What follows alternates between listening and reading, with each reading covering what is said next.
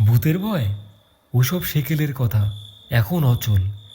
এই যুগে ভূতের কেরামতি এটা বিশ্বাসযোগ্য না। তোর যদি এতই সাহস তবে ওই ভূত বাড়িতে এক রাত কাটিয়ে আয়, তাহলেই বুঝবো তুই সত্যি সাহসী। ছোটবেলা থেকে আমার ভয় ডর নেই শরীরে, তাই বাজি ধরে রাজি হলাম ভূত বাড়িতে রাত কাটাতে। আমাদের বাড়ি থেকে বেশি দূর নয়, মাত্র 10 মিনিটের রাস্তা। কথা মতো বেরিয়ে পড়লাম রাস্তায়। খানিক দূর গিয়ে যখন ভূত বাড়ির সামনে পৌঁছলাম তখন রাত 10টা।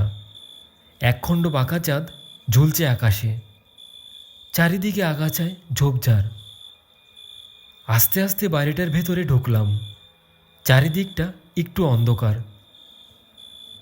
ঘরের মধ্যে কোনো খাট ছিল না, মেঝের মধ্যেই বিছানা করে নিলাম।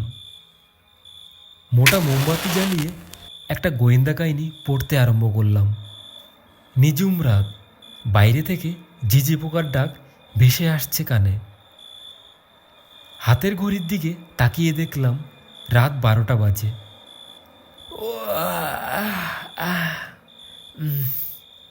না, ঘুমিয়ে পড়ি, ঘুম ঘুম পাচ্ছে।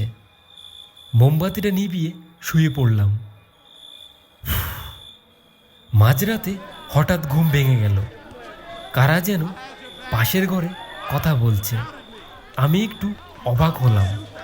এখন গভীর রাত, চোর ডাকাত হবে তাও মনে হয় না।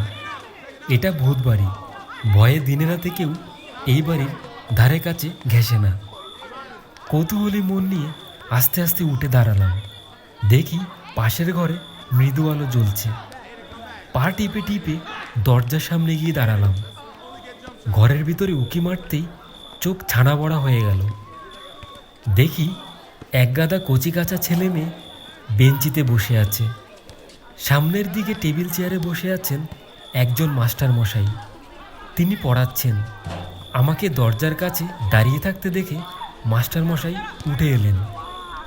সামনাসামনি দাঁড়িয়ে বললেন, আপনি পাশের ঘরে আছেন আমরা জানি, আপনি খুব সাহসী তাও জানি। আপনি ঘুমোচ্ছিলেন তাই বিরক্ত করিনি। আপনি যান, শুয়ে পড়ুন, আমরা আছি। আমি অবাক হয়ে বললাম, এত রাতে পড়াচ্ছেন? এটা কি নৈশ বিদ্যালয়? এখন ক্লাস চলছে, আপনার কথার উত্তর দিতে সময় লাগবে। ওদের পড়াশোনার ক্ষতি হবে। ক্লাস শেষ হোক, যাবার আগে আপনার সঙ্গে দেখা করে যাব। তখন আপনার সব প্রশ্নের উত্তর পেয়ে যাবেন। আমি ঘরে ফিরে এলাম। বিছানায় শুয়ে আকাশ পাতাল ভাবতে লাগলাম। এরা কারা? এরা দেশকে ভাঙতে চায় না গড়তে চায়? নানান প্রশ্ন ঘুরপাক খেতে থাকলো মাথায়। ঘুম আর হলো না আমার। ভোরবেলায় মাস্টার মশাই আমার দরজার সামনে এসে ডাক দিল। আমি দরজার কাছে গিয়ে হেসে বললাম, ছুটি হলো? এইমাত্র ছুটি হলো। আপনার এটা কি নৈশ বিদ্যালয়? হ্যাঁ, তবে এটাকে নৈশ পাঠশালা বলা যায়। এটা ভূতের বাড়ি। ভয়ে দিনে মানে এদিকে লোকজন আসে না। সেই ভূতের বাড়িতে আপনারা নৈশ পাঠশালা খুলেছেন? আপনাদের ভূতের ভয় নেই? ও হো হো হো, ওসব ভয় ডর নেই আমাদের। তবে আমাদের মনে জ্বালা আছে, তাই আমরা এই পাঠশালা খুলেছি। জ্বালা? কিসের জ্বালা? দেখুন, আমরা খুব শান্তিপ্রিয়। আমরা কোনো ঝুটঝামেলায় থাকি না। সেই সুযোগ নিয়ে আপনারা আমাদের নামে রংচঙে গল্প তৈরি করেছেন। কখনো কখনো ভয়ের কাহিনী মুখে মুখে ছড়াচ্ছেন। আবার কখনো কখনো আমাদের নিয়ে হাসি ঠাট্টা করেন। যুগ যুগ ধরে এইসব চলছে, এ আর হতে দেয়া যায় না। আমাদেরও মান আছে, সম্মান আছে। আপনারা তার কোনো মূল্যই দিতে চান না।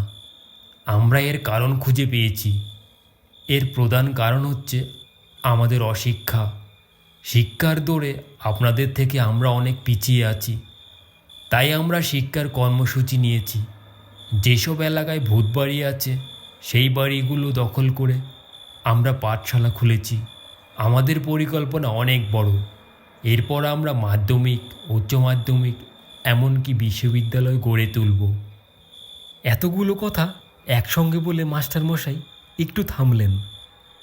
পূর্ব দিকে উকি দিয়ে আবার বললেন, ভোরের সূর্য পূর্ব আকাশে উটি উটি করছে, এখন চলি। 1 মিনিট, একটা কথা আমি বুঝতে পারছি না। আপনি বলছেন আমরা আমরা, এই আমরা কারা? হা হা হা হা, আমরা মানে বুঝলেন না? আমরা মানে ভূতেরা। বলেই হাওয়াতে মিলিয়ে গেলেন তিনি।